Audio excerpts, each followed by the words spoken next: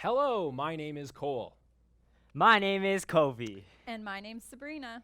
And welcome to the Couch Potato Lab. That's right. This is the show where we bring the science to you. And we are very, very excited today. Before we get into our very, very exciting activities that we have planned for you today, let's give a little bit of an introduction to my friends that are with me today. Who is over here to my left? Hello, everybody. My name is Kobe. My pronouns are he, him. And a fun fact about me is that I should be in space right now for my space trip to Mars, but that was postponed because I need to learn a little bit more about some tools and some music before I have the credentials to become an astronaut for eyes. Yes, thanks for having me, Cole. Oh, anytime. Thank you so much, Covey. And let's tweet with the hashtag get Covey to space so we can get him up there to do the job that he really, really wants to be doing. Hello, everybody. My name, like I said, is Cole. My pronouns are he and him. And a fun fact about myself is you can't see them, but I am wearing hammer pants right now. If you don't know what those are, maybe your parents know what those are. You should Google them. They're very, very cool. Who is over here to my right? I'm Sabrina. My pronouns are she and her. And a fun fact about me is that, oh gosh, this might have been it must have been 4 years ago already. I went skydiving. Ooh. Wow. Did you like it? It was an adrenaline rush, but I also felt like I couldn't breathe the whole time, which was not fun. So I want to try bungee jumping next. That's what I want to do next for an adrenaline rush. Very, very exciting. So we have a very, very exciting show, almost as exciting as skydiving, I think. Very exciting show for you guys planned for us today. But, Covey, we have to start the show. Can you just get off your phone really quick? I was just playing a game of Candy Crush. I'm on level 343, and I'm going to beat my mom. So close. Okay, well, but we need to actually start the show. So if you could put the phone away, that would be fantastic. Okay, fine. I know Sabrina has something special to say, right, Sabrina? Yes. Before we get started, we would like to acknowledge that we're on treaty territory, we're on Treaty 4, coming to you live from Regina, which is the traditional land of the Nehiyawak, the Nakaway, the Lakota, Dakota, and Nakota peoples, as well as the traditional territory of the Métis Michif Nation. So we're very thankful and grateful to be here today, and we also recognize the diversity of our audience who might be coming to us from other treaty territory or unceded territory today. Thank you very much, Sabrina. Now, yes! We are I beat the level, Kobe, Cole. We have to start the show. Oh, right, yes, okay. But what the heck, Cole? Like, Sabrina is over there playing with her drill. Well, yeah. Some of us actually work around here, Kobe. Well, Sabrina, that is a beautiful drill, but we do actually have to start the show. So if you guys... This is part of the show. We need to expand the set, so I want this sign to go on the set. I need to put a hole in it, though, so it can hang from the ceiling. Oh, why don't I just, Google a YouTube video so that you can watch it and learn how to do that? I don't need your help, Kobe. Okay, hold on. You know what? I have got a solution to this, all right? Now, you might not know it, but both of you, Kobe with your cell phone and Sabrina with your drill, are actually using technology. It might not seem like you're both using technology, but you are both using technology. And technology is simply defined as the application of scientific knowledge for some sort of practical purpose, to get some sort of job done or to solve some sort of problem. And actually, I don't know if you knew this, but we can take parts of both of your technology and combine them together. No and when way. we do that, we get one of these. That's right. A power drill. So if we take, Sabrina, you were using that lovely hand drill. Yeah, and it over there. didn't work so great. Here's the hole that I made. Yeah, how did you do? It's not good. It's not the best, but it does get part of the job done. Now, if we were to take the same sort of technology but kind of soup it up a little bit, we would get this power drill. So the battery is powering a motor in here, which then turns the drill. And if I give it a bit of a punch here, there we go. I've got a pretty, what do you think, Sabrina? Oh, that seemed a lot good, hey? easier than what I was doing. It was super, super easy. I just was able to press the button. Wow. And it's funny that we were talking about drills and technology today, because it's a little bit of a hint of what today's episode is going to be about. We're going to be talking about screws and all of the lovely uses that we can garner from those amazing technologies that have been around for a long time. In fact, screws and the idea of a screw has been around for thousands and thousands of years. And I actually have a very, very special guest I would like to introduce you to. Now, I know that I don't look it, but I am, in fact, quite old. And I have a very, very old friend that's coming today as our special guest. I would like to introduce to everybody my good old friend, Archimedes. Hello, my name is Archimedes. I am a famous scientist and engineer and inventor and mathematician as well. It's been a great ride, but I'm a famous of all those things since ancient Greece, and I made a lot of inventions to help my city, Syracuse, and it's been a while, and I think I'm just gonna showcase some of my inventions to you, if that's all right, Cole? Yes, of course. We have some images. Yes, all right, the first one I want to talk about is my heat ray. Oh, look at that heat ray. Heat rays are, what I did was I used a whole bunch of mirrors, and then used the power of the sun to reflect the light, and eventually it burned attacking ships. Whoa. And, wow. Sort of like what you're doing right now there, Yes. Archimedes. Yes. Very interesting. So Wow. we can imagine that this would be an attacking ship inside. Yes, exactly. So we would use mirrors like this and lenses, and it would have the sunlight shine upon here, and I would create a fire just like this. That is fascinating, Wow, Archimedes. really amazing, truly. Do you have any other inventions that you Yes, came up with? another invention I have is called the Call of Archimedes, Ooh. and I named it after myself because I'm so great. Yeah, so what this claw does, it kind of like uses a grappling hook and it grabs attacking ships, opposing ships, and what happens there, it's also called the ship shaker. So once it has a handle on that ship, it shakes the enemies, so they fall off to the ocean, and look at that, my city is saved once again. Honestly, A it is true so hero. great. Fascinating, Archimedes. Fascinating, I know. I gotta ask though, what do you have against opposing ships? Well, you know, those other kids that just want to attack and grab my fortunes because I'm so great. They have to travel through ship to get to Syracuse. I understand. So yeah. So Archimedes, now we've established that you've through the heat ray and the claw, you've got a lot of stuff that can maybe take out an enemy ship. Do you have any other kind of invention? Anything that possibly has to do with numbers, let's say? Yes. So, for example, pi, not the delicious kind, but the number kind. Yeah, right there. 3.141592, and the list goes on. So, with my big brain, I found out the derivative and discovered pi, and that correlates with, it has a special relationship with the surface area of a circle and a sphere and a cylinder and all that, and I see you're using that in your grade school, learning that in grade 8 and stuff, so wow, creds to me, hey? Yeah, definitely, Yeah, Archimedes. yeah. I mean, you are so prolific in your inventions, everything from heat rays to pi, but the reason that we brought you on today is for a very specific invention. There's some sort of screw that you invented. Yes, Cole, thank you for reminding me. You know, old age really gets you, and my memory's slipping sometimes. But, all right, so the other one is called the Archimedes Screw, and I also named it after me, too. So what happens here is that I designed a huge ship. And this huge ship needs to dispel some water, and this is what the Archimedes screw does. So it kind of is like a cylinder with some screws inside, and once you turn that, it's usually handheld from a low-lying pool of water. It kind of travels that water up to the upper area or to a canal or something, and that's how I dispel the water out of the huge ship so it doesn't sink. Yeah, I'm a genius. That is... Hey. Fascinating. That is super fascinating.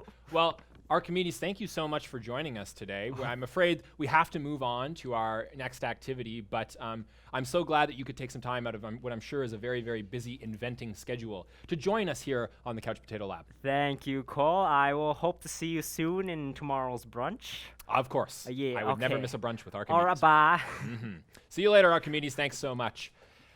Sabrina, I just realized that Covey I hope he comes back. I noticed that is when Archimedes arrived, Covey left. Yeah, it's too bad that he missed that because that was so interesting. Gives us a little background about Yeah. what we're doing today. Interesting. Hello, I'm back. Oh, Covey, there you are. Oh, Hello, where'd you I'm go? here. So I just need, my bladder was about to explode, so I need to, empty that. So Okay. Thank you, So, Covey. Archimedes, I just saw him on my way to the bathroom, and there he was, and decided to do a little spotlight. So thank you, Archimedes, for doing that. And I heard all your inventions, and that's great. And I think our activity deals with something that he made today, right, Cole? That is right, Covey. So we are going to take a look at, Sabrina and Covey, our lovely scientists, are going to take a look at a couple different designs of an Archimedes screw. And what we're going to notice is there's a lot of cool uses that we can see with these Archimedes screws. So let's start with Sabrina. You can show us maybe some of the few steps. So you're gonna need a water bottle, and you're gonna want to cut off both the top and the bottom. And so the edges are kind of sharp, so if you need to ask an adult for help, definitely do that when you're cutting this off. It's just so that the whole entire radius diameter of the bottle is the same when we're using it. And now there's two different ways that we can do this. I'm going to do the first one on the lab manual, where we're going to take a piece of paper and draw a spiral on it to make our Archimedes screw. So I'm just going to draw a spiral at your own discretion. That looks great. Looks like a snail shell to me, and some scissors. Oh, yes. We can get you some of Thank those. you. There you go. Okay, so now we're going to take our spiral and start cutting it out. So I'm just going to start on the line and cut all the way along my line. And now this is supposed to, we're going to tape it onto a skewer so that this can act as our Archimedes screw to lift things. Now we're not going to want to lift liquids with this, so I think we have some cereal here today to use as what we're going to lift. But if you had something smaller, like I know Covey mentioned, maybe some marbles or just something light that you can use. And instead of a skewer, you can also use something like a straw or a pencil or a dowel instead. So those are different alternatives that you can use For sure. for your screw today. Yeah, Sabrina, how's it going? It's good. I'm almost done here. And now we are using construction paper here today. I wouldn't recommend to use anything flimsier like loose leaf or printer paper, because I used one when I was practicing. I used cardboard, and that worked really well. So if you also have some cardboard, I'll just cut that off. Okay, so now what I'm going to do is I'm going to stick a hole right through the center of my spiral so that it goes all the way down. Now this doesn't really looks kind of cool. It looks like That a does wind look kinda chime. cool, I was going to Ooh. say, yeah. But this is not going to really lift anything. So what I'm going to do is I'm going to try and tape it to the sides or glue it. I have some tape down here, because I want this to be able to lift stuff. And if there's space in between, then it's just going to fall right through. So I kind of want it to be close to the middle. And I maybe should have made my spiral a bit thicker. So Sabrina, you were saying that when we get this set up, the idea here is that this will be able to lift things? Yeah, Be that's able to right. transport stuff? It should be able to move things like from one container to the next. Oh. Maybe if you want to have some cereal, you can lift it out of your cereal box. But this does not look like it's going to be able to lift anything because it's kind of folding over. That does not look like the screw that Archimedes showed us, does it, Cole? Not quite. I do appreciate the effort, but I don't know if it's quite going to get the job done. Why don't we check in on Covey, who I think has a different alternative method for the design of an Archimedes screw. Sounds great. All right, so the goal here is to make a screw similar to this. Like, there's a nice spiral, so what happens is that whatever solid can go through these loops and try to like travel all the way to the top. And in order to do that, we're going to have a different approach to how to make this spiral. So instead of drawing a circle and cutting it like what Sabrina did, what we're going to do is maybe use a different paper. I'm going to use cardstock. It's a little bit thicker. I'm going to draw 4 circles. You might need like 5 or 6 later on, but I'm going to start off with 4 circles. So you're going to draw that and make sure that these circles can fit into your plastic bottle. All right, so that is the goal. once you have those 4 circles drawn, you're going to cut it. And since Sabrina took my scissors, I'm going to use some magic tricks to cut it instead, because you know what they call you, Sabrina, Sabrina the teenage witch, right? So I'm going to do a little magic by myself. I'm going to put a cloth right here. This is wild. They call me the teenage Cadabra. witch. Whoa! It's some circles that are cut. Insane. Wow, there's only 3 though, but that's all right. So I have 3 circles right here. So that's once you finish that, you can cut that out. The next step is to draw a point or a circle in the middle of your paper. So that's where you're going to poke a hole. What I used was a skewer. You can use scissors, but make sure if you're doing anything with scissors or like a skewer or something that's pointy, make sure your parents know and have parental supervision as well. All right, so you're going to poke it through so that you can skewer through your circles. And once you have that, you're going to use scissors to cut so that there's a slit right into the middle. Another magic trick, Kobe? Mm-hmm. Oh, no. Yes. What, bam. Oh, look. It's a slit right there already. Wow. I'm amazing. Wow. Yes, This just like is- Archimedes. Yeah. All right. So once you have circles with slits and a hole, you're going to tape these ends together so it can start forming that spiral shape, right? So you're going to need either tape or glue in order to stick the 2 circles together. Yes. So Kobe, this design compared to Sabrina, what would you say is the main difference between this design and Sabrina's? I think the main one is that because I'm drawing these circles, it's more uniform. So the spirals are going to be a lot more uniform throughout the screw. So here's an example of what the goal is, right? So the marble or whatever can travel through and like go through the spiral. So you're going to do that and maybe like 3-4 more times, however, so that your circles all connect together. And once you have that, you're going to skewer your circles all with a skewer or a straw or something like that. And then you're going to tape the ends of your circle or your spiral to your dowel, your skewer, whatever, so that it stays nice and connected and equal throughout. Kobe, do you have the middle pieces taped too, or just the ends? Just the ends. It's really hard, I found, that to tape the middle ones, so I don't want to like interfere or like break the design of it. So I Okay. just did just the ends. Yeah. So once you have that, you can insert it right into your plastic bottle, and voila, here is your screw. Wow. Wow. Yeah. That looks great, Kobe. All right. Shall I test it out now? Yes, I test think it. so. Perfect. What are you going to try to move with that thing? I have some marbles and some Cheerios. Sabrina, what should I do first? I feel like Cheerios are lighter, so let's start with the lighter. That's one good. All first. right. So in this little bucket right here, I have a whole bunch of Cheerios. I'm going to start spinning it so it kind of goes into the bottle. Maybe scoop it up just a little bit. Oops. Cool. All right, I have one. I have one Cheerio. Okay. At an angle, I will start spinning. It's definitely moving. Faster, faster, Oh, faster, look at faster, that. faster. Wow. Ta-da! Woo!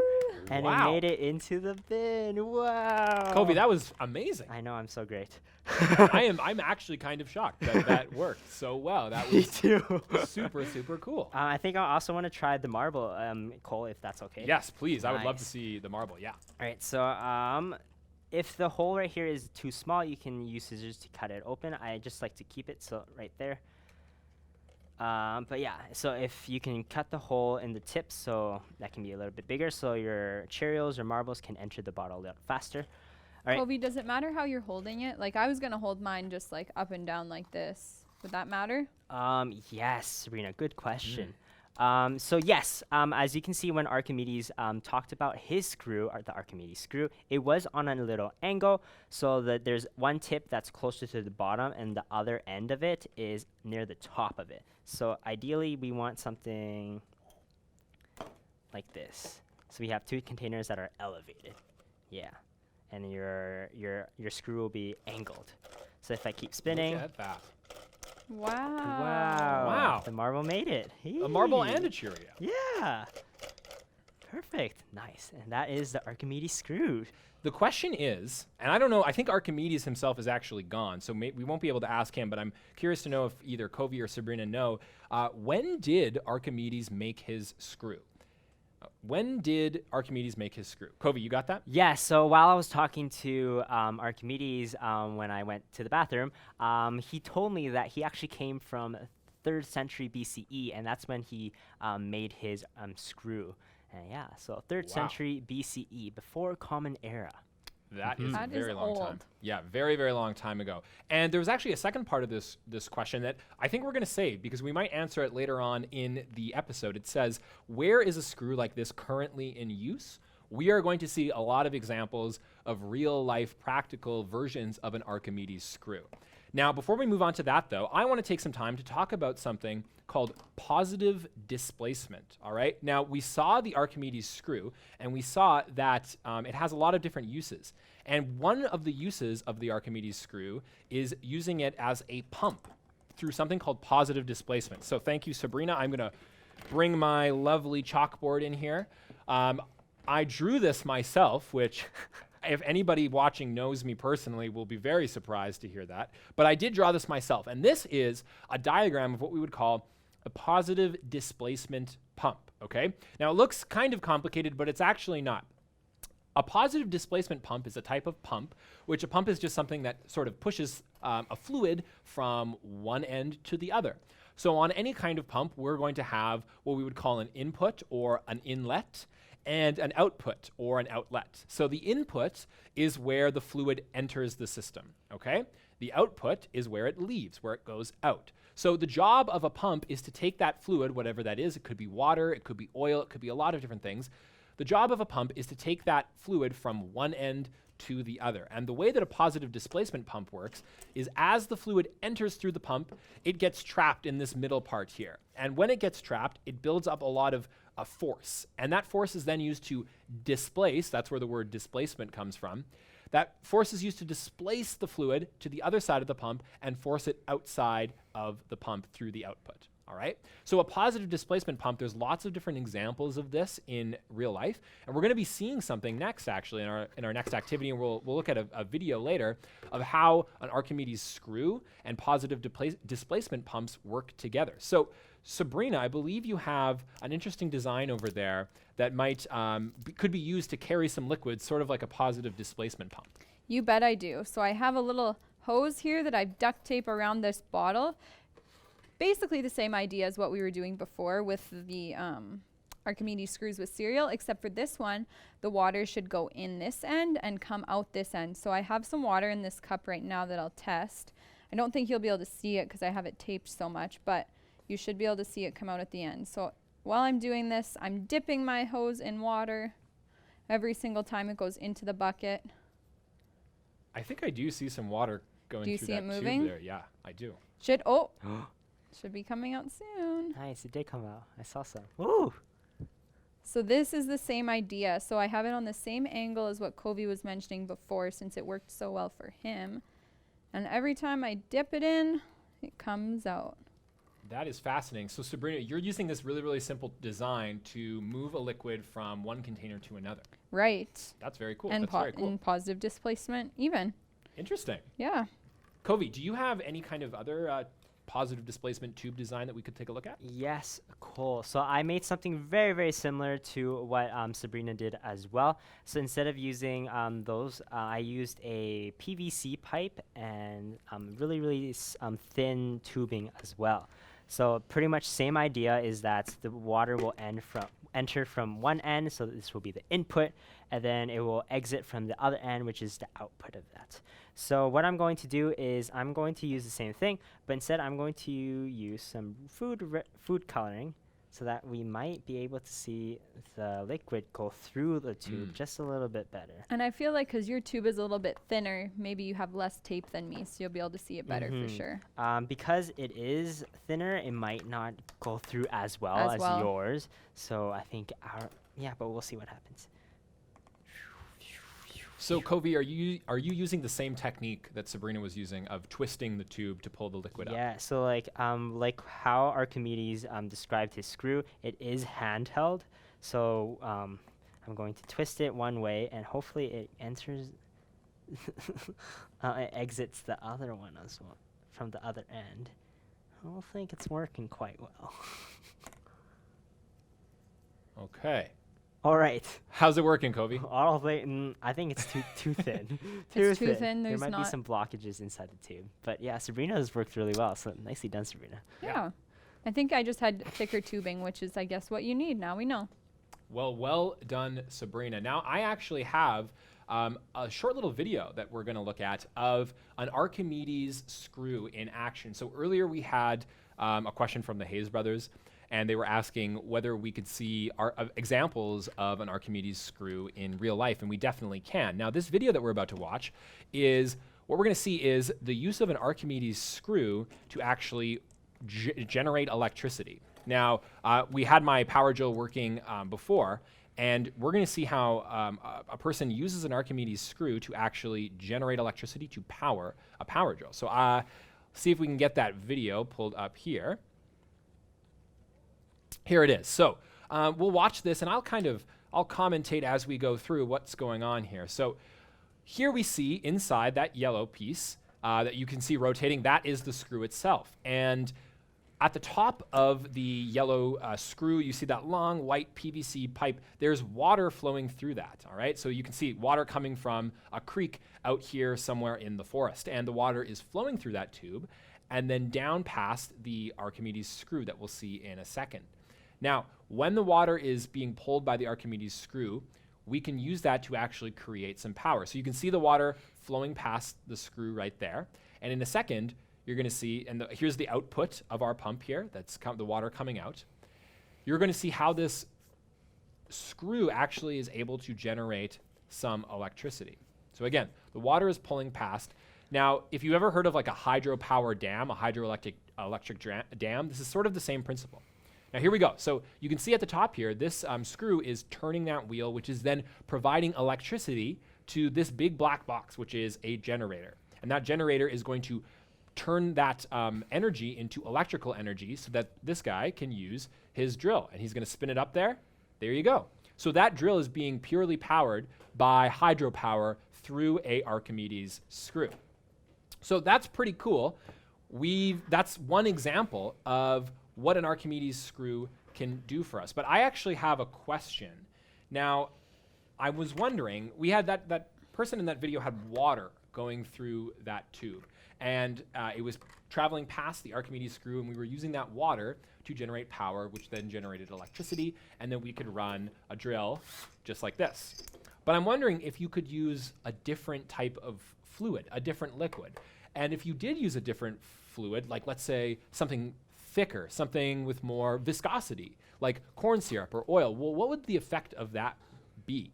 But first, I think I need a refresher. I need an explanation of what viscosity actually means, and maybe a couple demonstrations. So I'm going to ask my scientist friend Sabrina for a little demonstration and a little explanation on viscosity. Absolutely, and I'll need your help, Cole. I'll Sure. need you to time me soon. Sure. But right now, I'm going to fill up this first test tube with some water because that's what we've been using today. We want to start with water. And I'm going to fill up the second tube with something called glycerin. And this glycerin.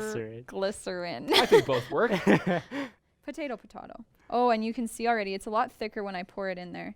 I guess I can fill her up. Fill her up. That's Fill the her up. eyes motto.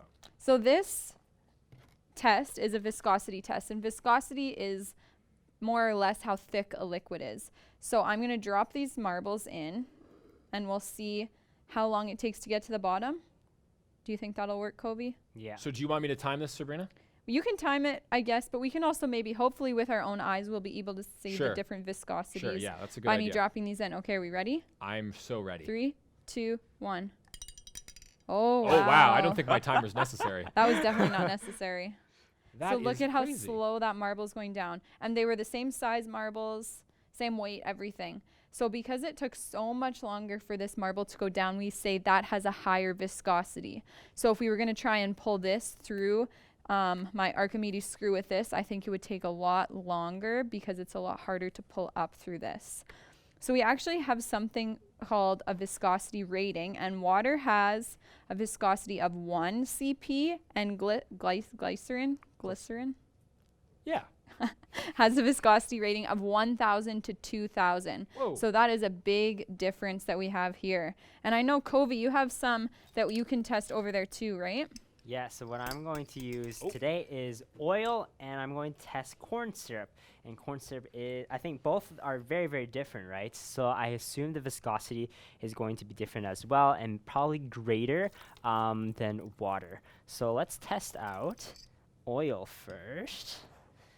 So far our viscosity champion for our most viscous liquid is glycerin, but we might have a new champion after I'm seeing some of these pours.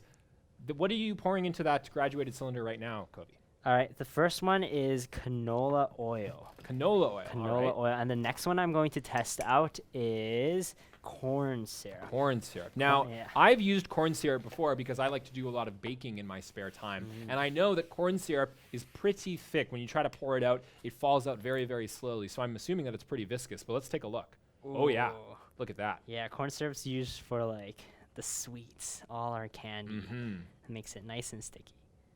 All right. Okay, that should be enough. All right, Cole, what do you think? Which one's going to be more viscous? Well, oil or corn syrup? So I think this is really, really tough, but I saw the glycerin. I think the corn syrup actually might be our new viscosity champion. It looks really, really thick, but the marble test will show our true champion of the viscosity test. Yes. All right, let's test it out in 3, 2, 1, and doop. Wow. It's still going. Is that the corn syrup, the one that we're still watching? Yeah, that's corn syrup right here, and this one's oil. So as you can see, Amazing. if you rewind it back, the oil, the marble went like pretty much straight through, kind of similar to Sabrina's water test. And this is because oil has about a CP of 65, and corn syrup, on the other hand, its CP is about 2,000 to 3,000. Whoa. Yes, like 2 times or 3 times more than the glycerin. Crazy. And I thought glycerin was viscous, but I guess I don't know much because that corn syrup sure was viscous. I guess that is our new viscosity champion. Question from Theo. Theo is asking, what actually makes something more viscous? We saw that there was different viscosities between water and corn syrup, let's say, but Sabrina, what actually determines how viscous something is? So something that has a high viscosity, like the corn syrup or the glycerin, whatever Kobe wants to call it, it has a lot of internal friction. So the molecules themselves have a lot of friction that makes it move a lot slower or appear a lot thicker. So we talked toward the beginning, I think. So if you want to go back to learn about what friction is, you definitely can, and then you can apply it to viscosity because friction is involved in viscosity.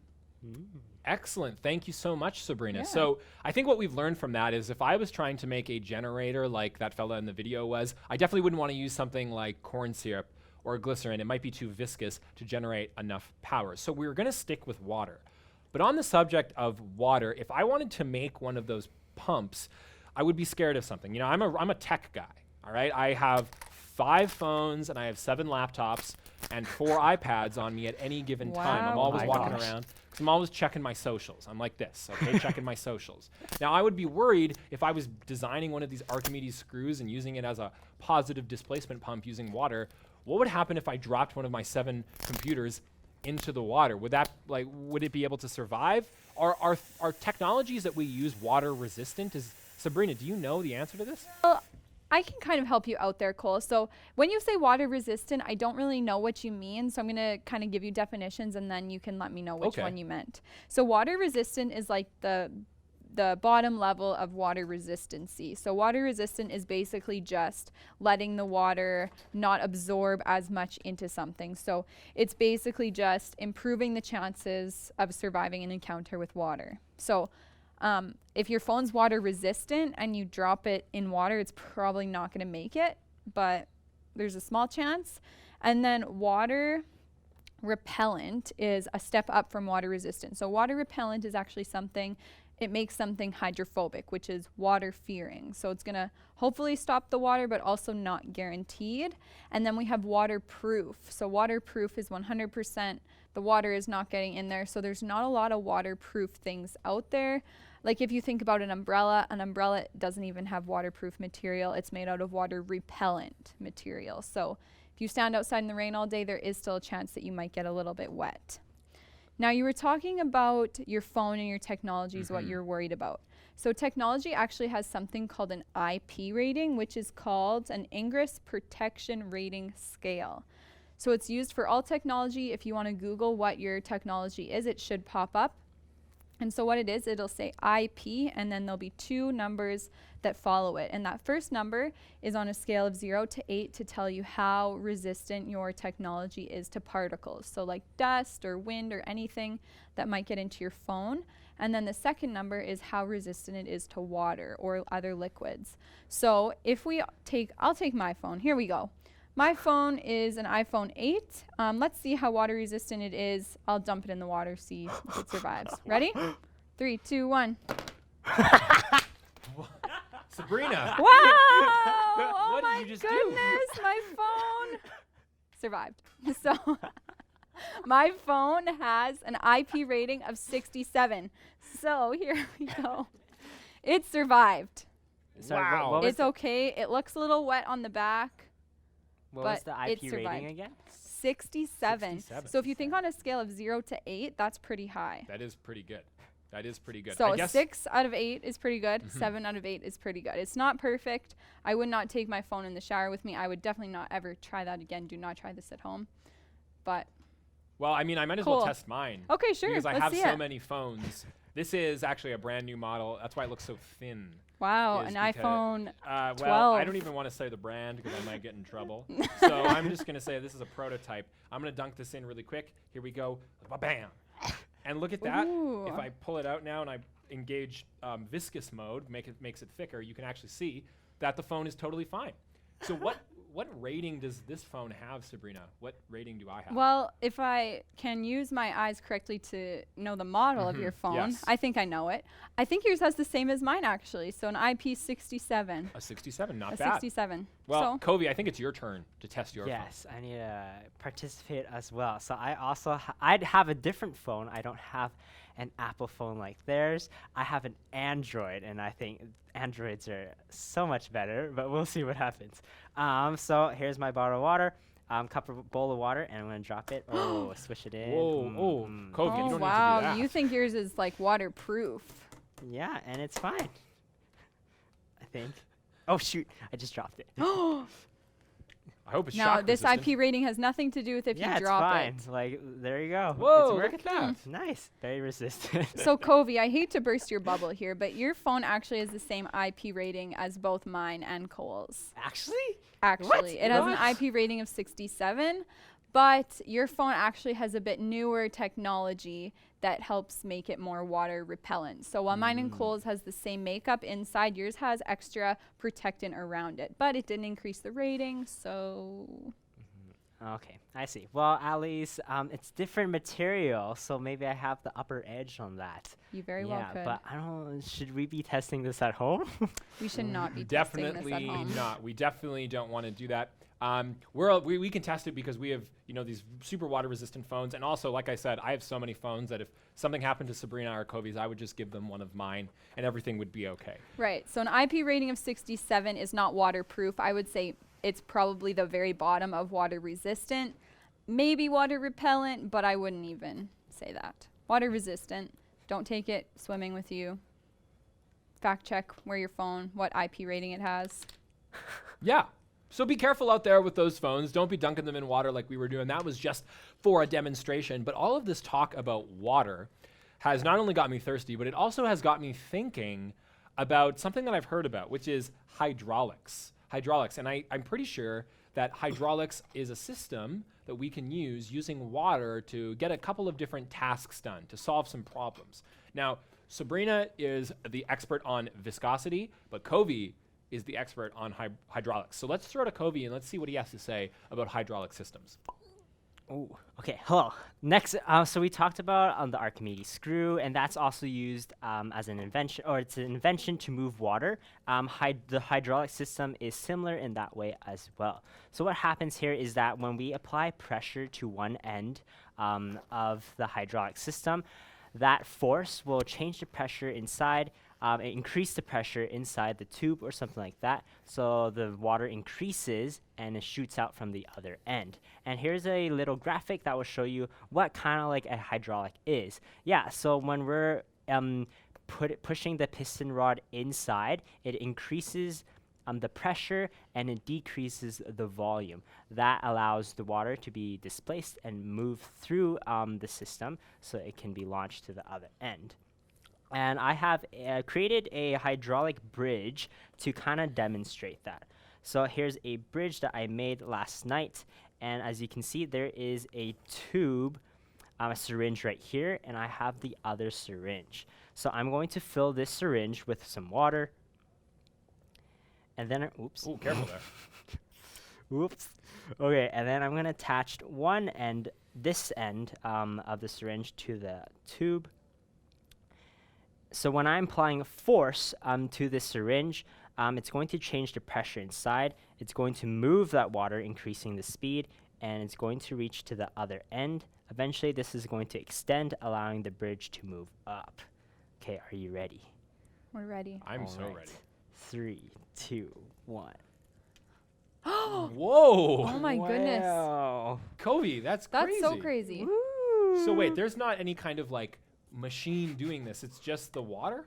Yeah, so it's the water, the contraption moves the water, allowing it to move. So like there are hydraulic systems in your, for example, your water guns, right? When you're pressing it, it increases, or the piston rod will kind of enter the system, and it's going to change the volume, increase the pressure, and then shoot that water out so you can beat your friends.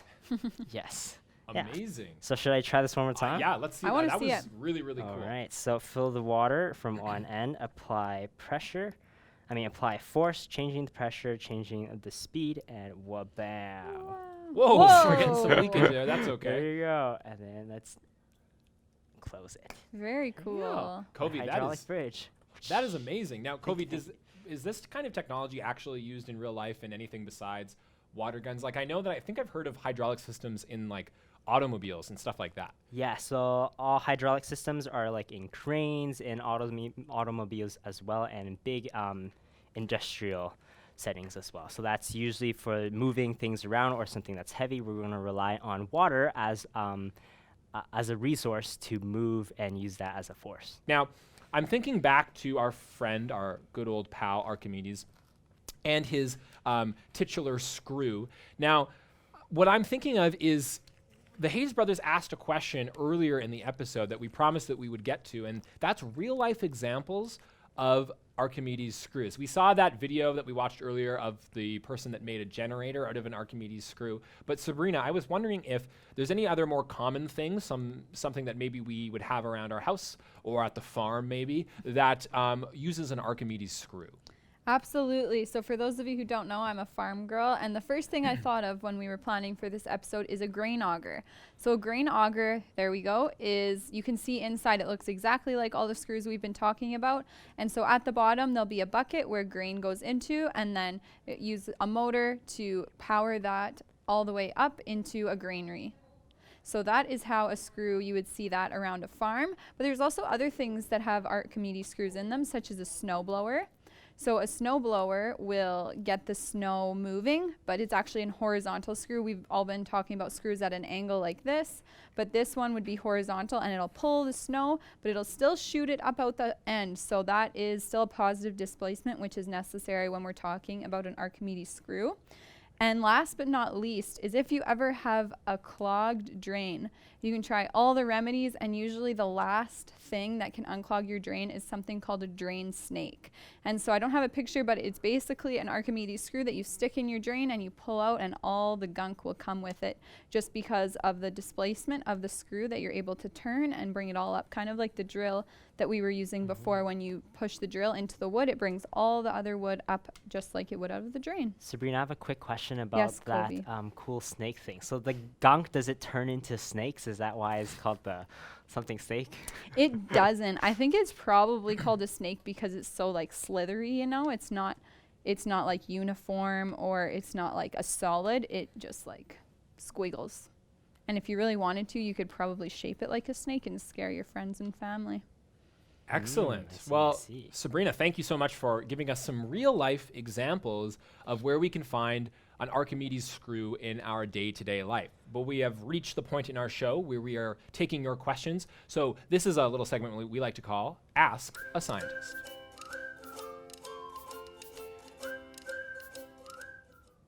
So we've got lots of questions coming in for our two lovely scientists here, all about different things that have to do with hydraulics and Archimedes screws. And our first question comes from Sophia. Sophia asks, are brakes hydraulic as well? Kobe, do you know the answer to that? Yes, so brakes are also hydraulics as well. It's kind of like an arrangement of a braking mechanism, or the hydraulic braking mechanism. And instead of water, it's going to use a braking fluid. And this braking fluid is made out of glycoethers, or diethylene glycol. So that is the chemical in the brake fluid. And what happens there is that we're changing the pressure from the controlling mechanism, so that you able to like control the brake, and then controls the pressure from the controlling mechanism to the brake system.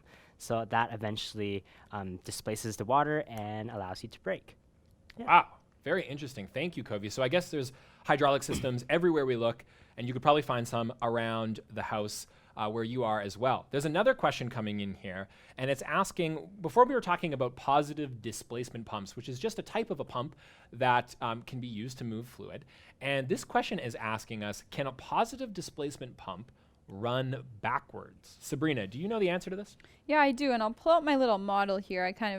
The tape didn't hold too well. But so when we're doing this, we want it to run this way, right? We want to pick up the water from here and pull it all the way up. But if we were to use it the other way, the water, it would be like the gravity in that video that we saw, and it would be able to actually create power. So it wouldn't be positive displacement anymore. And instead of using a pump to push it through like that, you would actually be creating energy or power through putting water through there. But you wouldn't be able to use it as a pump per se. It would be gravity feeding through the pump the opposite way. Awesome. Thank you very much. So positive displacement pumps, we need to make sure that we are running those the correct way. And we have I don't know if this is a question, more of a comment, but it's coming in from the Hayes brothers, of course. And the Hayes brothers want to say, they want to tell our scientists, so I'm going to inform Kobe and Sabrina of this, that their dad showed them a picture of the Buffalo Pound water treatment plant, and it involves hydraulics.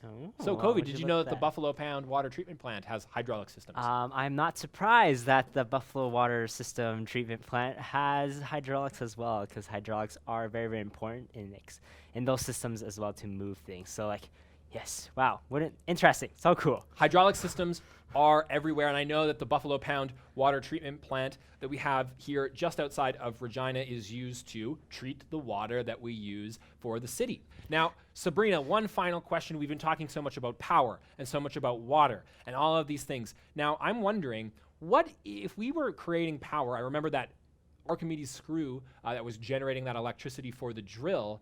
What kind of power is that actually called if you're generating power using water? So that's actually called hydropower. So you were mentioning before too, Cole, hydroelectric dams. Hydro just means water.